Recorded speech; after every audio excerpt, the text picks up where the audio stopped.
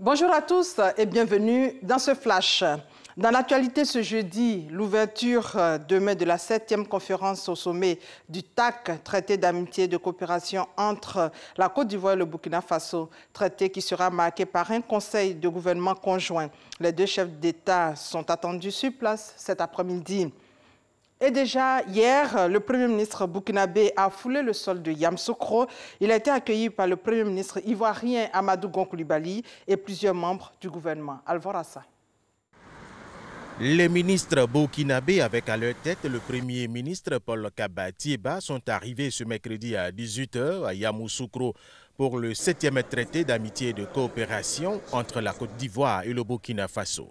Le Premier ministre burkinabé a été accueilli par le Premier ministre ivoirien Amadou Gon Coulibaly et des membres du gouvernement ivoirien. Vous savez, nos deux peuples, le gouvernement ont décidé, il y a une dizaine d'années, de mettre en place un mécanisme destiné à renforcer les liens de coopération et d'amitié. Il s'appelle tout simplement le traité d'amitié et de coopération qu'on appelle le TAC.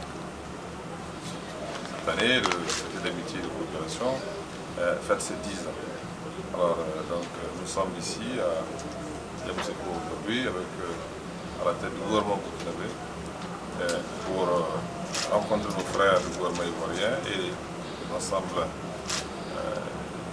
du peuple ivoirien pour célébrer et magnifier cet anniversaire de 10 ans du traité d'amitié et de coopération qui a fortement contribué à rapprocher nos deux peuples. Rappelons qu'au cours de ce sommet, le 7e traité d'amitié et de coopération entre la Côte d'Ivoire et le Burkina Faso, plusieurs projets d'accord de coopération seront signés, entre autres dans le domaine de l'économie numérique, des échanges cinématographiques, de l'urbanisme, de la lutte contre la traite transfrontalière des enfants.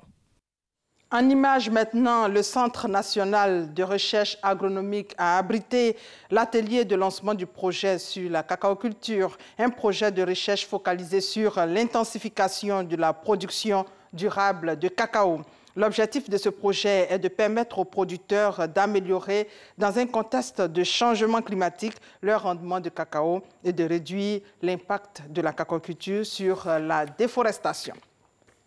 Le réseau des professionnels de la presse en ligne vient de lancer sa traditionnelle cérémonie de distinction. Les prix Alfred Damoussa et Samba Koné vont récompenser les meilleurs acteurs dans ce milieu. Les journalistes et organes de presse en ligne ont jusqu'au 24 octobre prochain pour présenter leur production.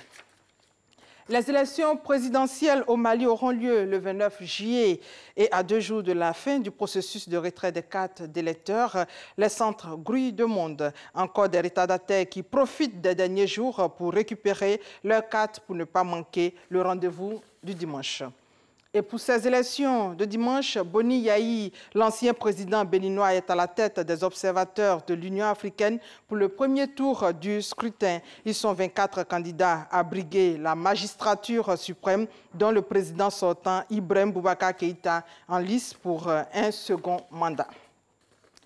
Les Comoriens, eux, sont appelés le 30 juillet à se prononcer sur une vaste réforme constitutionnelle qui, en cas de victoire du oui, permettrait au président de se présenter pour un second mandat consécutif. Et voilà, c'est la fin de ce flash. On se retrouve à 13 h. Merci de votre fidélité.